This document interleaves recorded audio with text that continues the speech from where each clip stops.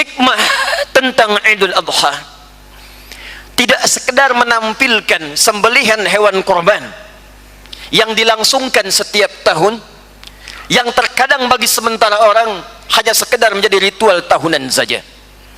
Ada pesan-pesan yang lebih penting, ada hikmah-hikmah yang sangat istimewa, bahkan saking istimewanya diabadikan dalam ayat-ayat Al-Quran, ditegaskan dalam untayan-untayan sunnah-sunnah Rasulullah sallallahu alaihi wasallam. Tiada lain hikmah terbesar itu kembali kepada perjalanan spiritual kakek buyut Nabi Muhammad sallallahu alaihi wasallam, yaitu Nabi Ibrahim alaihi salam dan putranya Nabi Ismail alaihi salam. 30 generasi sebelum kelahiran Nabi sallallahu alaihi wasallam, ribuan bahkan mungkin puluhan ribu tahun, tapi masih diabadikan kisahnya dalam Al-Quran sampai dengan masa yang kini kita alami. Nabi Ibrahim alaihi salam tidak semudah kemudian mendapatkan predikat yang terdekat dengan Allah. Gelarnya langsung disebutkan oleh Allah Khalilullah, wattakhadallahu Ibrahim khalila. Allah mengambil Ibrahim sebagai khalil, hamba yang terdekat dengan Allah subhanahu wa ta'ala. Hadirin, Ibrahim alaihi salam mendapatkan status istimewa dari Allah subhanahu wa ta'ala dalam hidupnya di dunia sampai mulianya di akhirat. Kata Allah, bukan perjalanan biasa. Dalam beragama itu, dalam bersyariat itu, kalau ingin mendapatkan kenikmatan ibadahnya, dekat dengan Allahnya, tidak sekedar kita hanya hafal membacakannya dan melakukan ibadahnya, tapi mesti paham apa yang kita kerjakan dalam ibadah yang kita tunaikan itu. Sekarang ambil teori ini, terapkan dalam kehidupan kita. Kalimat pertama, hikmah dalam kisah korban. Korban artinya mendekat kepada Allah, bukan sekedar menyembelih. Karena ritual penyembelihan hakikatnya untuk mendekatkan diri kita kepada Allah subhanahu wa ta'ala. Maka perjalanan Nabi Ibrahim yang pertama, kata para ulama, memberikan pesan kepada kita, kalau ingin lebih dekat dengan Allah, maka isilah kualitas pendekatan kita dengan ilmu. Yang kedua, ketika Nabi Ibrahim mendekat kepada Allah, sudah kenal dengan Allahnya, sudah paham dengan Tuhannya, kemudian beribadah, maka apa yang terjadi? Ternyata tidak mudah untuk meraihnya. Beliau diasingkan oleh keluarganya, diancam oleh bapaknya, diancam kemudian oleh penguasa rajanya pada saat itu, sempat dibakar dan puncaknya diusir dari kampungnya. Kata para ulama tafsir, bahkan para sejarawan mengatakan, ini pesan moral yang diberikan kepada kita yang sangat kuat, bahwa kadang-kadang untuk menjadi baik itu, untuk lebih dekat dengan Allah subhanahu wa ta'ala, akan banyak ujian-ujian yang tantangan kita hadapi. Bismillahirrahmanirrahim. Assalamualaikum warahmatullahi wabarakatuh. Hadirin jamaah Idul Adha rahimani wa rahimakumullah.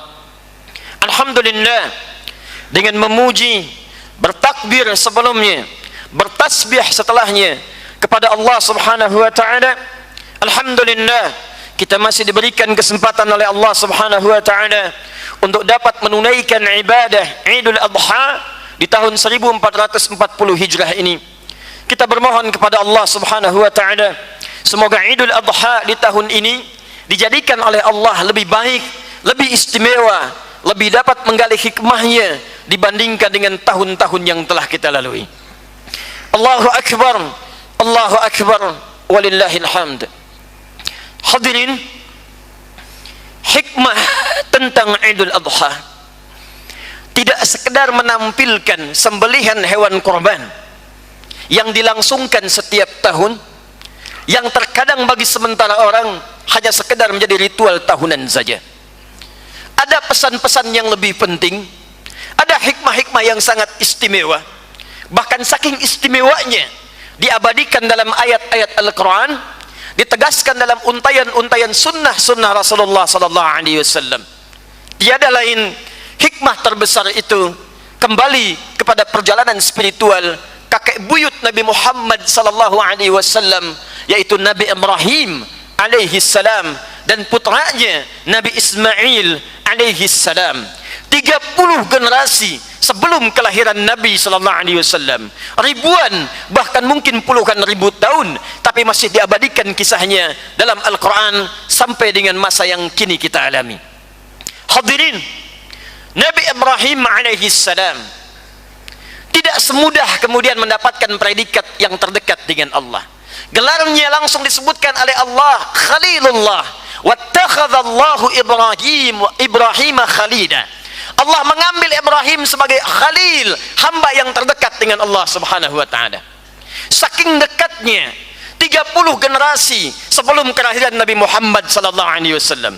Muhammad bin Abdullah bin Abdul Muttalib bin Hashim bin Abdul Manaf bin Qusay bin Murrah bin Kilab bin Ka'ab bin Ghalib bin Fihr bin Malik bin Nadar bin Kinana bin Khuzaimah bin Mudrika bin Ilyas bin Nizar bin Mudar bin Ma'ad bin Adnan bin Addi bin Adri bin Muqawwam bin Nahur bin Tarikh bin Ya'rub bin Yasjub bin Nabit bin Ismail alaihi salam bin Ibrahim alaihi salam.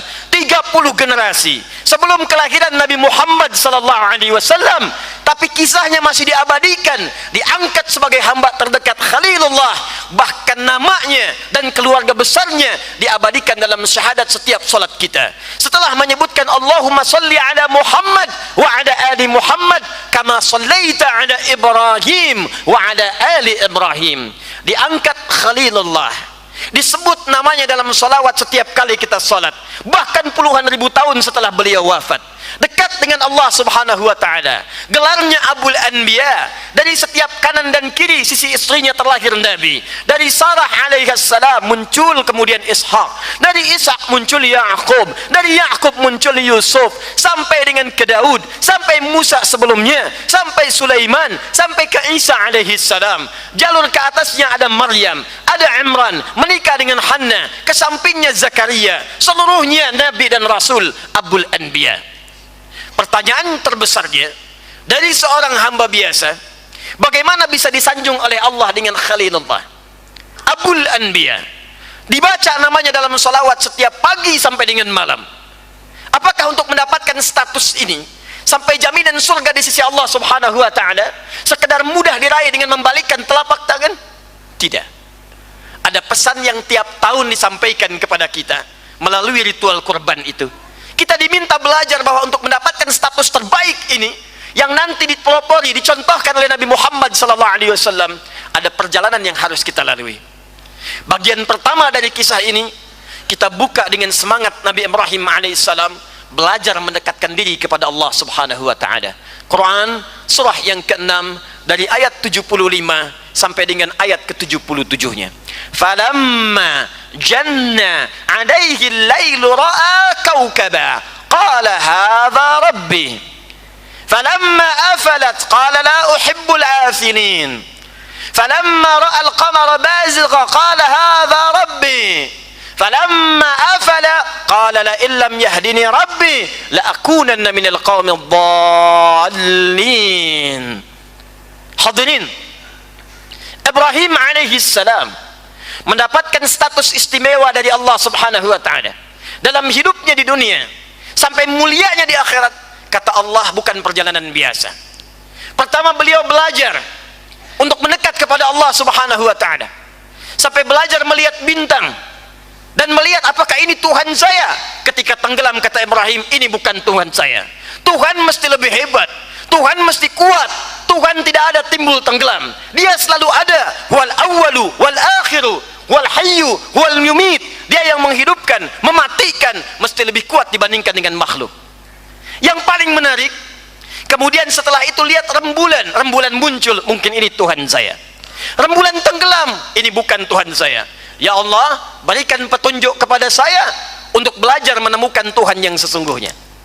Sampai ketika menemukan Tuhan yang sesungguhnya, Allah Subhanahu wa taala, yakin pada jiwanya, maka beliau berkata, wajjahtu wajhiya lilladzi fatara as-samawati wal ard hanifan muslima wa ma ana minal musyrikin.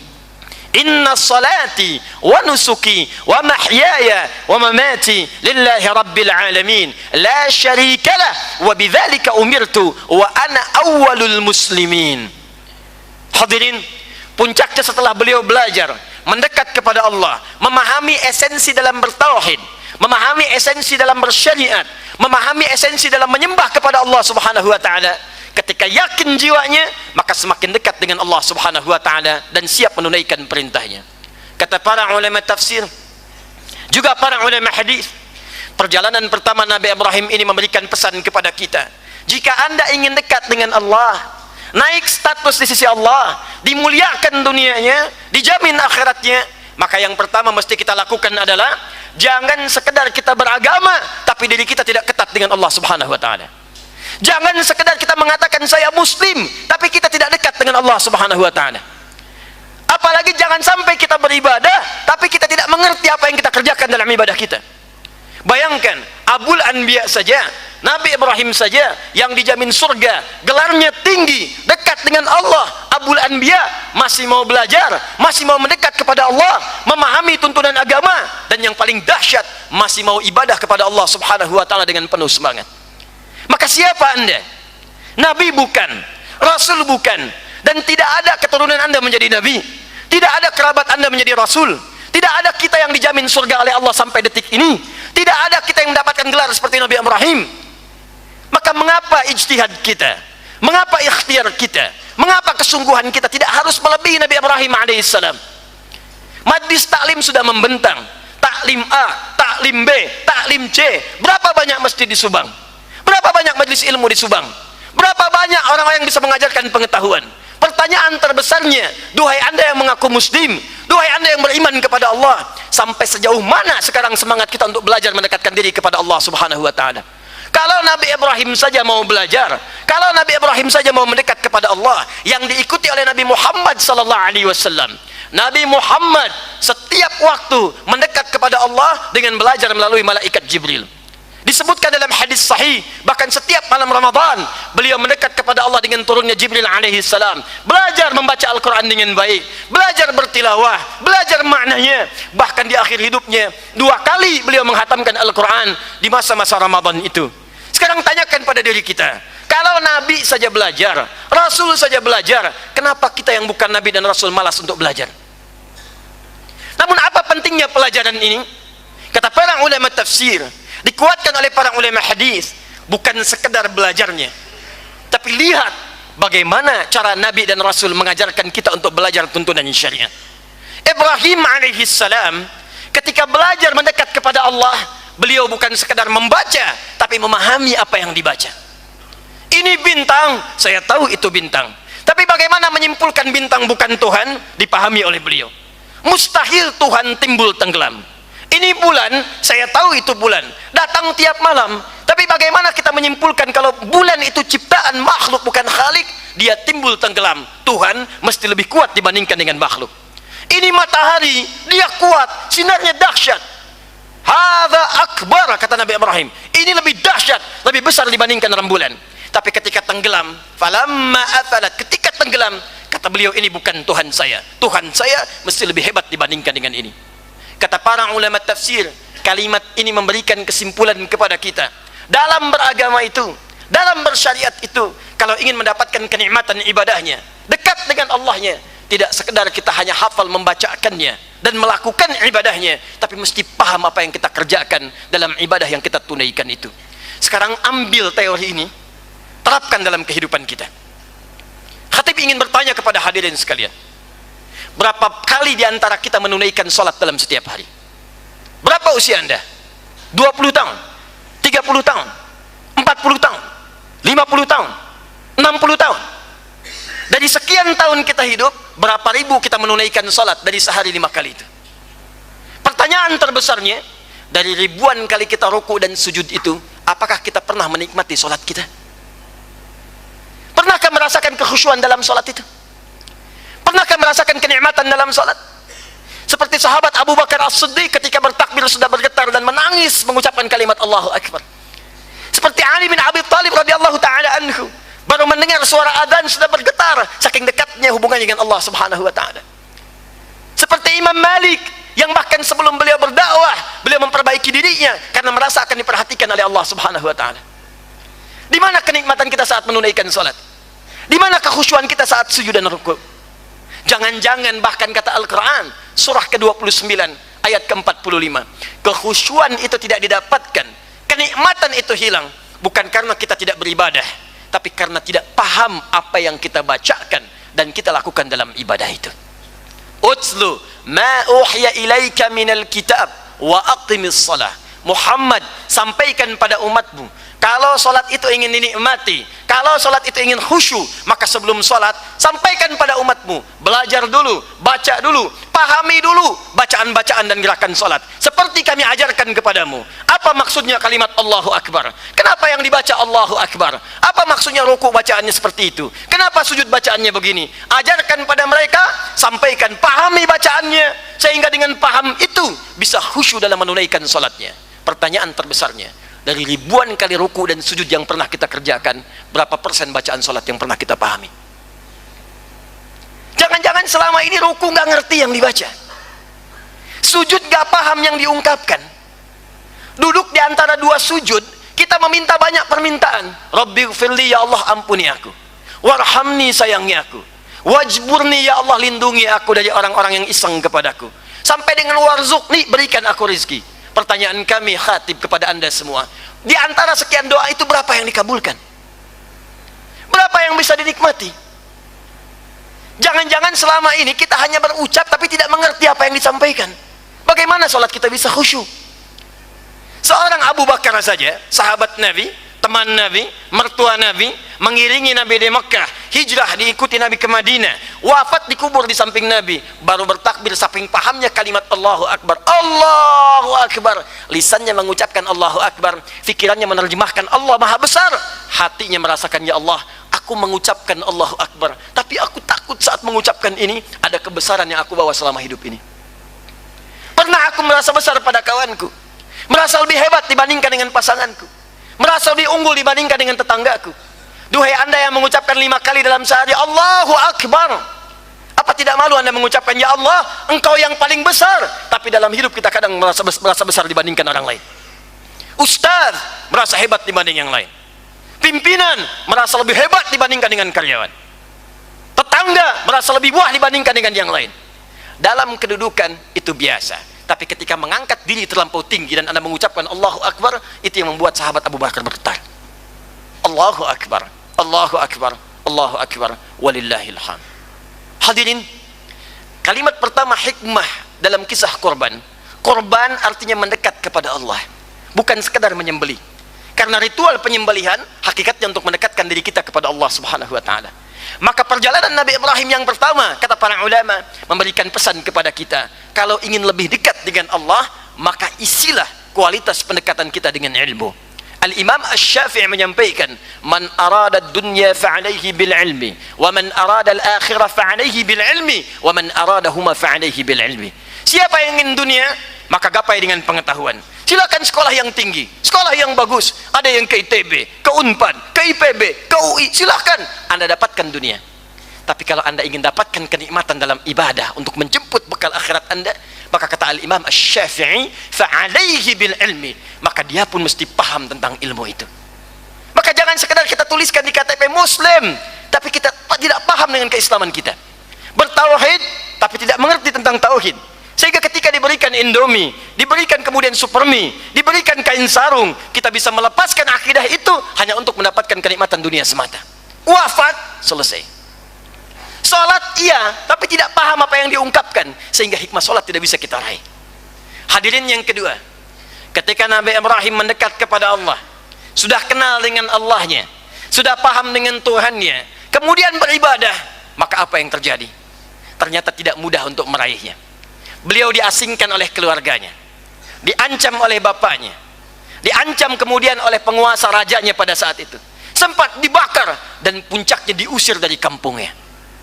Kata para ulama tafsir, bahkan para sejarawan mengatakan, ini pesan moral yang diberikan kepada kita yang sangat kuat, bahwa kadang-kadang untuk menjadi baik itu, untuk lebih dekat dengan Allah Subhanahu wa taala, akan banyak ujian-ujian yang tantangan kita hadapi. Kadang-kadang mungkin ada yang belum terima kita lebih baik itu. Biasanya anda kumpul-kumpul, ada di klub malam, ada yang kumpul-kumpul sampai dengan tempat hiburan, ada yang malam-malam sekedar berkadang untuk menyaksikan tontonan sepak bola misalnya. Sekarang anda pindah dari yang kumpul di lapang, kumpul ke masjid, dari yang kumpul di tempat hiburan, pindah ke majlis ta'lim. Apa dikira akan mudah? Belum tentu. Kadang-kadang sekitaran Anda akan mengatakan, Masya Allah, soleh sekarang. Masya Allah, sudah berubah sekarang. Oh, jadi orang soleh sekarang.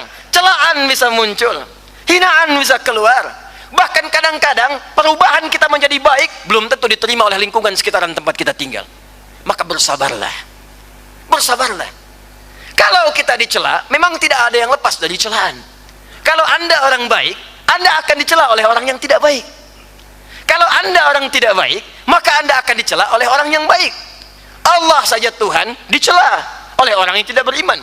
Malaikat dicela, Rasul dicela, sahabat dicela, tabi'in dicela, ulama dicela. Anda Tuhan bukan, malaikat bukan, Rasul bukan, Nabi bukan, sahabat bukan, tabi'in bukan, ulama belum. Kenapa kemudian kita tidak takut dengan celaan? Jadi kalau kita orang baik dan ingin jadi baik, maka Allah akan titipkan di lisan-lisan yang kurang baik untuk menetapkan kita telah berubah menjadi baik.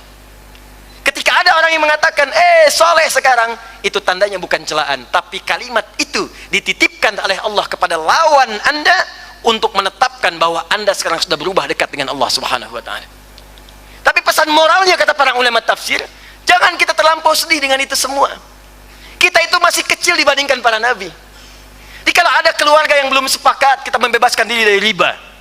Ada keluarga yang belum paham, sekarang kita pengen tahajud. Ada keluarga yang belum mengerti, sekarang kita ingin mendekat kepada Allah Subhanahu wa Ta'ala. Maka jangan gentar, kita tidak mengalami ujian seperti para nabi diuji. Tidak ada yang membakar Anda, tidak ada yang mengusir Anda dari kampung, tidak ada yang melempari Anda dengan batu seperti Nabi Muhammad pernah dilempar, Nabi Ibrahim pernah dibakar. Tapi apakah mereka mengeluh? Tidak. Maka mendekatlah kepada Allah, belajar dengan baik sampai kita mendapatkan kenikmatannya. 3. Jika kita sudah melewati ujian yang dahsyat ini, jika kita sudah merasa dekat dengan Allah Subhanahu wa Ta'ala, maka Allah akan anugerahkan sesuatu yang sebelumnya tidak pernah kita dapatkan. Tiba kemudian Nabi Ibrahim mendapatkan Sayyidah Hajar, yang bahkan disampaikan oleh istrinya sendiri Sayyidah Sarah, dan mendapatkan anugerah yang selama ini ditunggu oleh beliau, lahirnya Ismail alaihissalam. Ismail alaihissalam. Hikmah ketiga. Hikmah ketiga, awalnya memang susah, nggak pernah tahajud, sekarang pengen bangun malam. Nggak pernah baca Quran, sekarang ingin menghafal. Jangan dikira awalnya mudah. Kadang-kadang terlambat bangun, kadang-kadang mata berat. Tapi kalau sudah dinikmati, Allahu Akbar, waktu subuh 4.42, Anda bangun 4.40, seakan menyesal. Ya Allah, terlambat saya bangun, padahal subuh belum dikumandangkan azannya. Masa latihan memang berat, tapi setelah kita lalui, ringan rasanya. Enak kita nikmati. Kehilangan Ramadan, penyesalan luar biasa. Nanti kalau sudah dekat dengan Allah, kehilangan puasa sunnah, rasanya ada yang tertinggal dalam kehidupan. Hadirin, yang keempat, Ismail dilahirkan, baru lahir, sudah diuji lagi oleh Allah Subhanahu wa Ta'ala.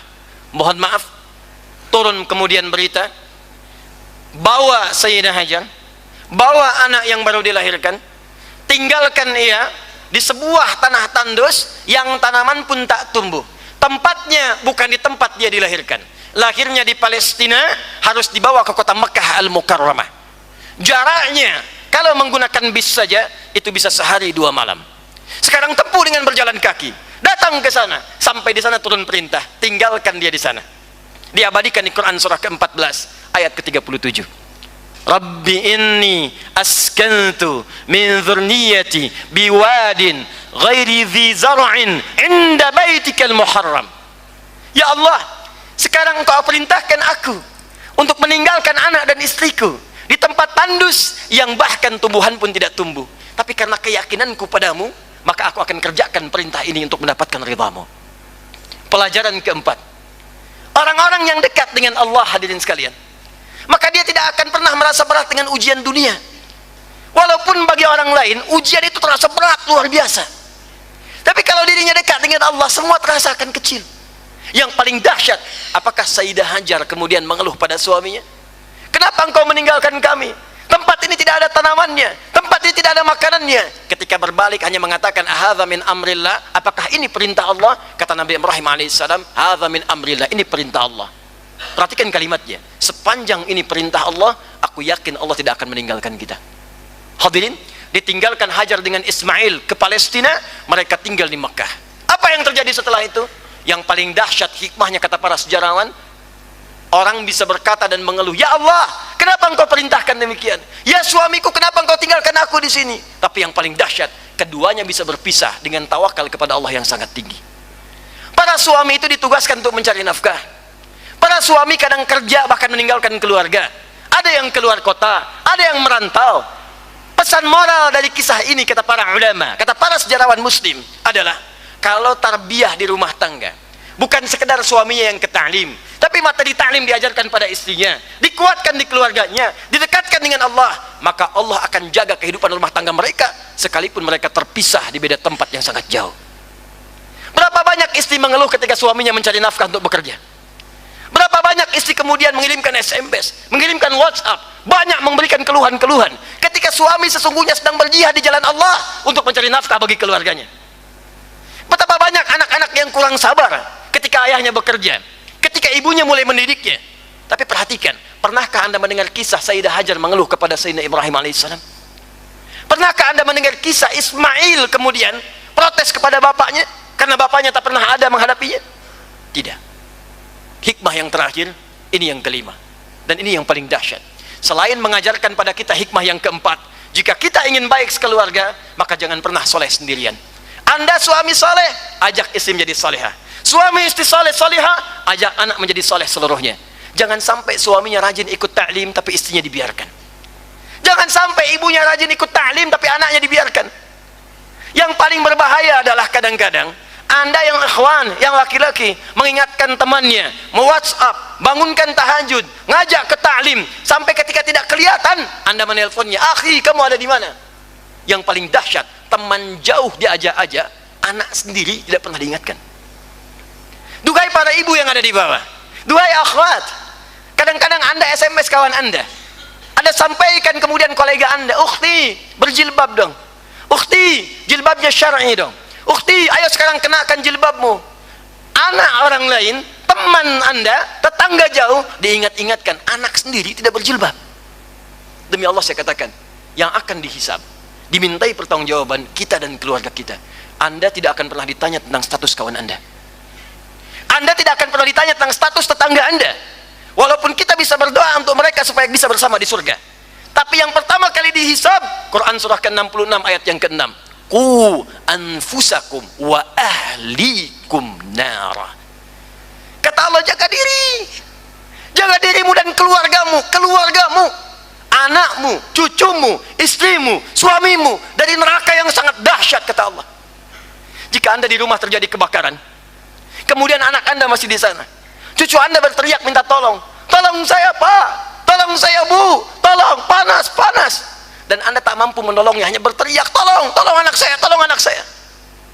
Mungkin masih sempat ada yang menyelamatkan. Tapi khatib ingin sampaikan, neraka lebih panas, neraka lebih dahsyat. Dan pada saat itu tidak akan ada yang sanggup menolong. Wa ummihi wa abihi wa fasilatihi wa akhi wa man fil ardi jami'a. Ibu nggak akan sanggup bisa nolong anaknya, Bu. Ketika Anda terbayang anak yang pernah Anda kandung, yang pernah Anda susui, yang pernah Anda rawat, kemudian berteriak-teriak dalam kepungan api neraka yang sangat dahsyat dan mengatakan, "Ma, tolong saya, Ma. Bapak, tolong saya, Pak." Apa Anda bisa bayangkan cucu Anda yang sekarang Anda timang-timang, diberikan semua kemewahan dunia yang bisa Anda dapatkan, sepeda Anda belikan, motor Anda belikan, mobil Anda fasilitasi, satu saat dia berteriak meminta bantuan Anda, "Kakek, tolong saya, kakek, tolong saya, ya Allah, ya Allah." Apa yang bisa Anda kerjakan? Tilka ummatun qad khalat laha ma kasabat wa lakum ma kasabtum wa la tus'aluna amma kanu ya'malun. Jika Anda tidak perbaiki sekarang, kata Allah, maka semua akan masing-masing. Itu amalan dia, ini amalan Anda. Anda tidak akan pernah dihisab dengan apa yang telah mereka kerjakan. Maka mulailah kisah sekarang ini. Setiap tahun kita diingatkan. Jadi kalau datang Idul Adha, yang dibayangkan bukan sekedar cari kurbannya, cari sapinya, cari kambingnya, sembelih hewannya, bagikan, selesai. Tidak, cek keluarga kita. Lihat keilmuannya. Anda pintar sholat khusyuk, anak Anda kadang-kadang wudhu aja nggak benar. Anda pintar ngaji bagus, anak Anda belum bisa mengaji. Silahkan dilihat saudara sekalian, saudariku sekalian. Muaz 4 tahun tinggal di Mesir, mata buta, pengen hafal Quran, belajar sampai dengan 20 kilo. Sampai hatam Quran diantar bapaknya pakai motor yang sangat sederhana. Muadznya sudah hafal, yang ngantar belum hafal.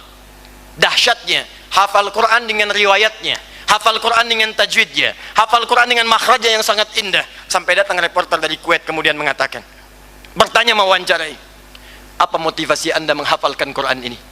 Perhatikan jawabannya. Wallahi, wallahi demi Allah, saya menghafalkan Quran ini untuk mencari bekal saat menghadap Allah Subhanahu wa Ta'ala. Saat saya dihisab sendirian dengan Allah, saya dihisab oleh Allah sendirian, tangan saya bergetar, kaki saya bergetar, tak ada lagi ayah saya yang menemani, tak ada lagi ibu saya yang pernah melahirkan saya, dan saya akan katakan di hadapan Allah Subhanahu wa Ta'ala, ya Rabb, ya Rabb, kalau bekal saya belum cukup untuk mendapatkan ridhamu masuk ke dalam surga, mohon kurangi hukuman saya di neraka dengan Quran yang telah saya hafalkan ini. Muaz 4 tahun, anak yang belum baligh, anak yang belum berlaku hisab baginya, belum baligh, menghafal Quran untuk mencari bekal mendekat kepada Allah Subhanahu wa Ta'ala. Maka siapa Anda yang sudah 40 tahun, 50 tahun, 60 tahun, ada yang di bawahnya 30 tahun, 20 tahun, anak 4 tahun mata buta menghafal Quran untuk cari bekal menghadap Allah. Duhai Anda yang lebih daripada itu, mata sehat, fisik kuat, telinga pendengaran jelas, pandangan awas, sampai usia sekarang belum bisa baca Al-Quran, mau sampai kapan?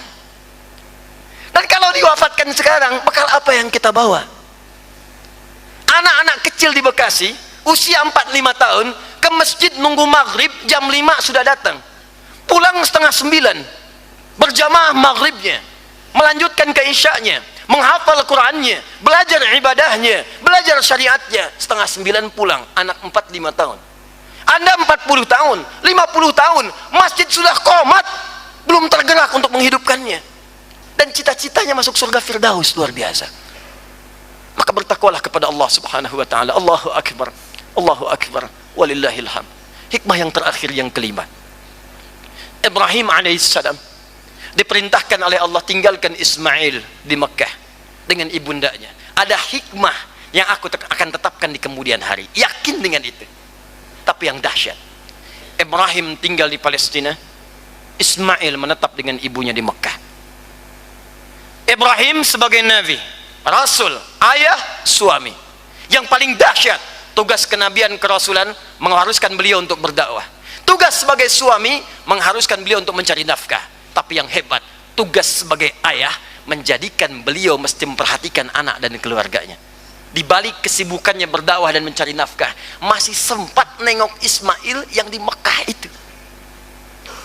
Bolak-balik datang untuk memastikan siapa teman mainnya, bolak-balik datang untuk memastikan bagaimana ASI diberikannya, bolak-balik datang untuk memastikan bagaimana kehidupan lingkungan sekitarannya. Sehingga beliau disebut dengan Ibrahim. Dalam bahasa Aramaik ada yang menyebutkan Ibrahim sang penyeberang. Bukan sekadar menyeberang untuk berdakwah, ada yang mengatakan menyeberang untuk memperhatikan keluarganya. Jalan kaki dari Palestina ke Mekah untuk memperhatikan keluarganya. Ada yang menyebutkan dari Abun Rahim, bapak yang sangat penyayang. Sesibuk-sibuknya beliau berdakwah dan mencari nafkah, masih memperhatikan anaknya. Lalu apa timbal balik anak kepada bapak yang memperhatikan itu? Hebat, puncaknya adalah dahsyatnya ketika bapaknya memiliki tugas pekerjaan di Mekah untuk meninggikan bangunan Ka'bah. Quran surah kedua Al-Baqarah ayat 127. Allah sampaikan, Ibrahim, tinggikan kembali pondasi Ka'bah yang hancur di masa Nabi Nuh alaihissalam. Mulai kamu kerjakan. Ketika tapak kaki pertamanya ingin mengerjakan, tapak kaki pertama disebut dengan makam, sekarang diabadikan dengan makam Ibrahim. Beliau membawa batu, lantas anaknya datang dari sisi yang lain, membawa batu juga. Usia masih muda, belum sempat balighnya, dan beliau mengatakan kepada bapaknya dalam bahasa kita, Pak, apakah boleh aku bantu? Datang membawa batu, dalam bahasa Arab disebut dengan hajar. Kalau disusun-susun jadi sebidang disebut dengan hijr. Kalau jadi bangunan atau sekat atau ruangan disebut dengan hujrah namanya. Maka datang dari sisi yang lain, kemudian membantu bapaknya. Sisi bantuan itu sampai sekarang disebut dengan hijr Ismail. Anak belum balik 4-5 tahun, lihat bapak kerja, masih mau bantu, dan nawarkan kepada ayah, boleh nggak anda bantu? Saya tanya kepada anda, duhai anda yang punya anak, duhai ibu yang melahirkan anaknya, duhai ibu yang menyusui anaknya, jika anda sedang bekerja saat ini, apakah anak anda tergerak membantu anda? Jangan-jangan ibu yang nyapu, anak yang perintahkan. Jangan-jangan bapak yang kerja, anak yang menikmatinya. Anak yang pakai mobil, bapak disuruh bayarin bensinnya. Anak yang pakai mobil, bapak disuruh nyucinya. Jika ini terjadi dalam kehidupan, maka jangan salahkan anak dulu. Perhatikan pesan moralnya. Jangan langsung salahkan anak dulu. Tanyakan pada diri kita, sesibuk apa sampai Anda lupa perhatian kepada anak Anda, sampai dia tidak punya pesan dan kesan kepada Anda. Ibrahim sesibuk-sibuknya masih nengok anaknya, bermain dengan anaknya, melihat anaknya. Karena itu dalam Al-Quran diabadikan, sesibuk apapun seorang ayah mesti punya waktu dengan anak. Luqman ngobrol dengan anaknya. Wa idh qala Luqmanu libnihi wa huwa ya'izuhu ya bunayya la tusyrik billah. Yang ngobrol bukan istrinya, yang ngobrol bukan ibunya, Luqmannya. Yakub ngobrol dengan Yusuf. Yakub bapaknya, Yusuf anaknya, tidak disebutkan ibunya. Kenapa ibu tidak disebutkan dalam Al-Quran dalam interaksinya dengan anak? Kata para ulama tafsir, karena anak dekat dengan ibu itu sudah biasa. Karena tugas ayah itu di luar mencari nafkah, ayah dekat dengan anak itu yang luar biasa. Karena itu pesan moral kita mengajarkan kepada kita, mohon izin dan mohon maaf. Jika ada seorang anak tidak peka dengan pekerjaan atau beban orang tuanya, maka jangan cepat langsung salahkan anaknya. Boleh jadi Anda yang terlampau sibuk dulu sehingga tidak bisa memberikan perhatian kepada anaknya. Anak Anda menunggu Pak di rumah 8 jam, Anda bekerja di luar. Dia kadang menggambar-gambar sesuatu, dia mengarang-arang cerita, dia ingin setoran hafalan. Tiba-tiba Anda pergi entah kemana, tidak ada kabar. Kadang-kadang pulang tidak menyapa, kadang sekedar langsung istirahat, kadang untuk sekedar menyapanya, senyum kepadanya tidak punya waktu. Pantas anak Anda mencari perhatian di luar rumah. Pantas dia kebut-kebutan di luar rumah. Pantas ada yang kena narkoba. Karena hakikatnya bukan itu yang dia inginkan, tapi perhatian Anda yang ingin dia dapatkan.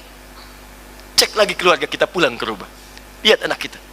Bahkan kalau perhatian kita begitu dalam, maka terjadilah tingkat paling tinggi dalam kehidupan berkemanusiaan. Ketika Allah turunkan berita Quran surah 37 bagian terakhir di khutbah ini, ayat 102 sampai dengan 109, bapaknya mengatakan, ya bunayya inni ara fil manami anni azbahuka fanzur madza tara. Duhai anakku sayang, papa bermimpi papa nyembelih kamu, maka bagaimana pendapatmu? Apa jawab Ismail? Bapak mimpi tadi malam, cuman mimpi, nyampaikan ke anak papa sembelih kamu, cuma mimpi. Anak bisa berkata, Pak itu kan cuma mimpi. Pak mungkin mimpi yang gak ada maknanya. Pak mungkin bunga tidur. Tapi yang paling dahsyat jawabannya, ya abatif al ma tu'mar satajiduni insyaallahu minas sabirin. Perhatikan, Ismail tidak mengatakan ya abi, Ismail tidak mengatakan ya buya, tapi mengatakan ya abati.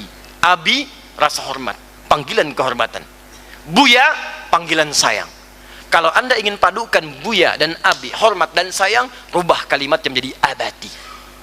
Ya abi, Pak, demi hormat Nanda kepada ayah. Ya buya, demi sayang Nanda kepada ayah. Ya abati, Pak, demi sayang dan hormat Nanda kepada ayah. If'al, kerjakan sekarang, jangan tunda. Satajiduni insyaallah minas sabirin. Pasti engkau dapati aku insyaallah termasuk orang sabar. Hadirin sekalian, bapak mimpi nyembelih anak tadi malam. Disampaikan pada anak besok paginya. Kata anaknya, kerjakan sekarang. Bapak itu nabi, bapak itu wahyu, pasti mimpi itu benar, bah, kerjakan sekarang. Jika perhatian kita pada keluarga tinggi, jangankan sekedar membantu kita dalam pekerjaan, nyawa pun anak itu akan berada di garda terdepan untuk mempertahankan kita dan misi-misi yang baik yang diridhoi oleh Allah Subhanahu wa taala. Hadirin sekalian, puncaknya ketika disembelih itu Allah ganti kemudian dengan hewan kurban. Bismillah ya Allahu Akbar, kalimat Allahnya disebutkan, kalimat akbarnya muncul. Kalau sudah Allahnya akbar, maka semua yang tinggi termasuk hewan itu tidak ada nilainya. Tidak ada nilainya. Allah akan ganti semua itu dengan kebahagiaan yang sangat luar biasa. Puncak terbesarnya sembelih hewan sebagai syukur kepada Allah Subhanahu wa taala. Inna a'tainakal kautsar. Sungguh kami telah berikan kepadamu nikmat yang sangat banyak. Fasalli li rabbika wanhar. Maka syukuri itu dengan salat dan berkurbanlah kepada Allah Subhanahu wa taala. Hadirin sekalian, puncak kurban adalah puncak kedekatan kita dan keluarga dengan Allah Subhanahu wa taala. Karena itu sebelum kita berdoa, mari kita merenung sejenak. Ingat keluarga kita, ingat anak yang dilahirkan, ingat anak yang dirawat, ingat cucu yang disayang, ingat keluarga besar seluruhnya. Apakah kalau Allah wafatkan kita hari ini sudah punya bekal yang cukup untuk menghadap kepada Allah Subhanahu wa taala? Maka kita evaluasi kembali, ayo belajar kembali, hidupkan majlis-majlis ilmu, Datangi belajar yang baik, salat yang baik, yang paham, haji yang baik, yang paham, zakat yang baik, yang mengerti, ajak keluarga, hidupkan dan nikmati keindahannya mendekat kepada Allah sekeluarga seluruhnya. Mari kita berdoa kepada Allah Subhanahu wa taala. Mudah-mudahan ibadah kita diterima di saat ini, korban kita diterima oleh Allah Subhanahu wa taala, bukan sekedar mengorbankan hewan yang disembelih, tapi mengorbankan diri kita untuk mendekat kepada Allah Subhanahu wa taala. Alhamdulillahi rabbil alamin, arrahmanir rahim, maliki yaumiddin. Iyyaka na'budu wa iyyaka nasta'in. Ihdinas siratal mustaqim, siratal ladzina an'amta 'alaihim ghairil maghdubi 'alaihim waladdallin. اللهم لك الحمد ولك الشكر كما ينبغي لجلال وجهك الكريم ولعظيم سلطانك. اللهم صل وسلم وبارك على نبيك محمد وعلى آله وصحبه وأمته إلى يوم الدين. اللهم يا الله إنا نسألك خير ما سألك رسولك المصطفى نبينا محمد صلى الله عليه وسلم. Ya Allah, kami bermohon kepadamu di duha yang baik ini ya Allah, di momentum yang indah ini ya Allah, segala kebaikan yang pernah dimintakan oleh Rasulmu Muhammad sallallahu alaihi wasallam. Wa na'udzubika min kulli syarri masta'adza bika anhu rasuluka al-mustafa Muhammad sallallahu alaihi wasallam. Dan kami berlindung kepadamu ya Allah dari segala keburukan yang pernah diperlindungkan kepadamu oleh Rasulmu Muhammad sallallahu alaihi wasallam. Allahumma rabbana la tada' lana fi maqamina hadha wa fi kulli maqamin dhanban illa ghafartah.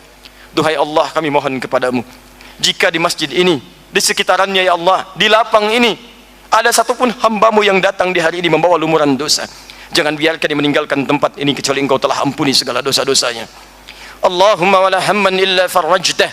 Jika ada di antara kami yang datang membawa kegelisahan, jangan biarkan dia meninggalkan tempat ini ya Allah kecuali engkau telah tenangkan keadaan jiwanya. Allahumma wala asran illa yassartah. Ya Allah, jika ada satu jamaah pun di sini ya Rabb, datang ya Allah ke majlis ini membawa kesulitan dalam hidupnya, sulit di rumah tangganya, pekerjaannya, kehidupan sosialnya, maka mohon ya Allah dengan keikhlasan amalnya angkat ya Allah dan mudahkan segala kesulitan hidupnya.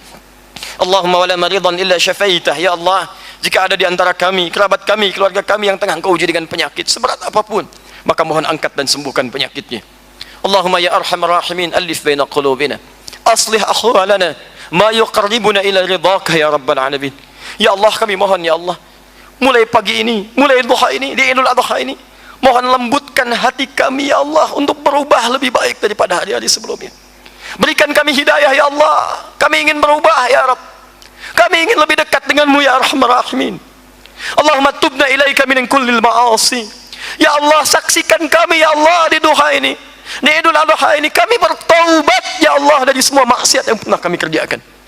Mohon saksikan ya Allah, kami bertaubat ya Rabb dari semua maksiat yang telah kami kerjakan. Allahumma hdi ya Allah kullal asin liyatubu ilaika ya rabbal alamin. Ya Allah, mohon sadarkan, sentuh jiwa-jiwa orang yang masih berbuat maksiat, sentuh jiwa pelaku maksiat jika memang mereka ada di tempat ini ya Allah, di sekitaran tempat ini ya Allah, yang dekat yang jauh dari kami ya Allah, jika mereka masih hidup mohon sentuh mereka ya Allah untuk bertaubat ya arhamar rahimin. Allahumma sadarkan kepada mereka bahwa mereka akan wafat. Allahumma tawaffahum ya hum muslimun wa hum taibun. Ya Allah, kami mohon ya Rabb, mohon jangan sampai mereka wafat atau kami wafat dalam keadaan bermaksiat. Bimbing kami untuk bertobat ya Allah, bimbing kami untuk bertobat ya arhamar rahimin. Allahumma hdi aqribana wa zumala'ana wa jiwarana qariban am ba'ida alladhina lam yahtadu ila al-islam yahtadu ila al-islam.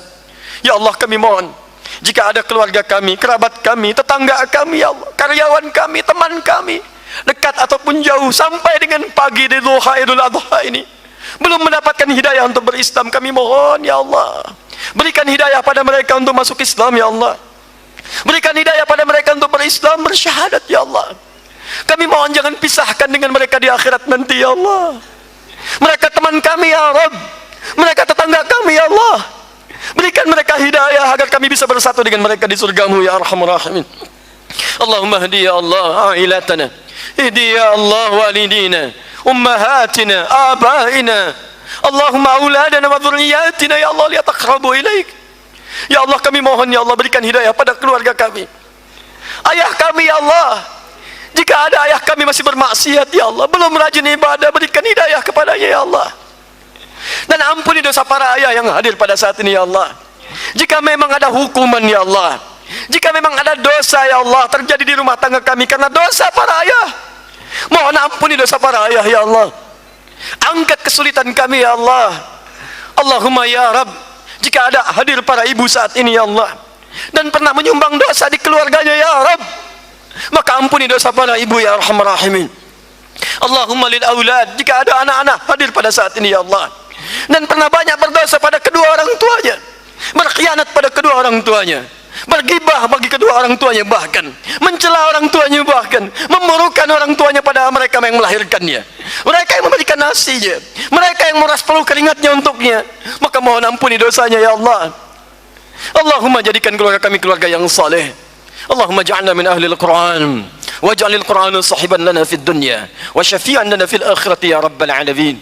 Ya Allah, kami mohon jadikan kami sebagai ahli Al-Quran, jadikan kami sebagai ahli Al-Quran, jadikan Al-Quran teman kami di dunia dan syafaat bagi kami dengan izinmu di akhirat ya rabbal alamin.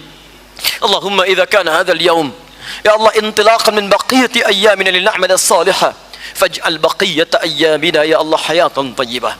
Ya Allah, jika memang hari ini adalah awal perubahan bagi hidup kami untuk berubah lebih dekat denganmu, maka kami mohon ya Allah, kami mohon di duha ini ya Allah, di waktu mustajab ini, jadikan sisa hidup kami lebih baik daripada hari-hari sebelumnya, jadikan kami lebih soleh dari hari-hari sebelumnya ya Allah.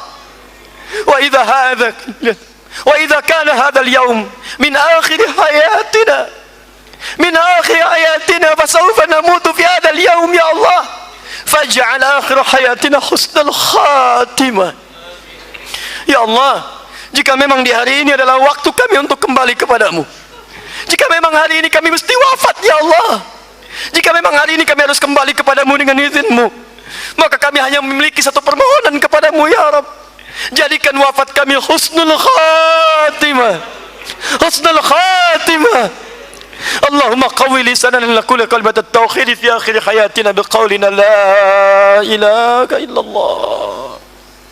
Ya Allah, mohon ya Rabb, jika sakaratul maut kami ya Allah, jika sakaratul maut kami tiba, kuatkan lisan kami untuk mengucapkan kalimat tauhid la ilaha illallah Muhammad Rasul. Wajib kalimatan biqaulika ya ayyatuhan nafsul mutmainnah irji'i ila rabbika radiyatan maradiyah fadkhuli fi ibadi wadkhuli jannati. Dan mohon jawab ya Allah kalimat tauhid kami dengan panggilanmu yang indah, jiwa-jiwa yang tenang, ya ayyatuhan nafsul mutmainnah, cepat pulang kepada Rabbu dengan penuh ketenangan. Aku rida kepadamu, engkau pun akan rida dengan pemberianku. Jadi hambaku yang saleh, aku siapkan surga untukku. Allahumma ishtaqna bi Rasulillah sallallahu alaihi wasallam. Ya Allah, kami merindukan perjumpaan dengan Rasulullah sallallahu alaihi wasallam. Lam na'ish ma'ahu fil hayat wa lam narahu fil manam. Ya Allah, kami tidak tinggal dengan beliau, tidak semasa dengan beliau di dunia, dan tidak pernah melihat beliau di alam mimpi. Kami mohon ya Allah, jangan sampai kami kehilangan momentum untuk berjumpa dengan beliau di akhirat nanti. Allahumma alqina ma'a Rasulillah sallallahu alaihi wasallam مع الذين أنعمت عليهم من النبيين والصديقين والشهداء والصالحين وحسن أولئك رفيقا. اللهم تقبل منا يا الله ركوعنا وسجودنا ونحرنا وقرباننا يا أرحم الراحمين. اللهم mohon terima ya Allah salat kami, ya Allah takbir kami, ya Allah korban kami, ya Allah hewan-hewan yang kami persembahkan untuk mendapatkan ketaatan ya Allah darimu dan ridhamu. Mohon terima ya Arhamar Rahimin. Rabbana atina fid dunya hasanah wa fil akhirati hasanah wa qina adzaban nar. Ya Allah, jika memang di dunia ini ada kebaikan yang mampu kami raih, mohon dekatkan dan berikan ya Allah. Dan jika di akhirat nanti ada kemuliaan yang bisa kami dapatkan, mohon dekatkan ya Allah dan anugerahkan.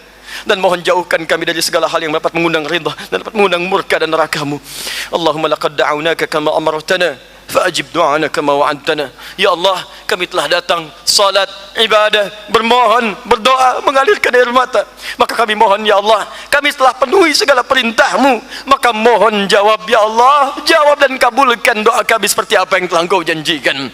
Allahumma bifadlika subhana rabbika rabbil izzati amma yasifun wa salamun alal mursalin wa akhiru da'wana alhamdulillahi rabbil alamin.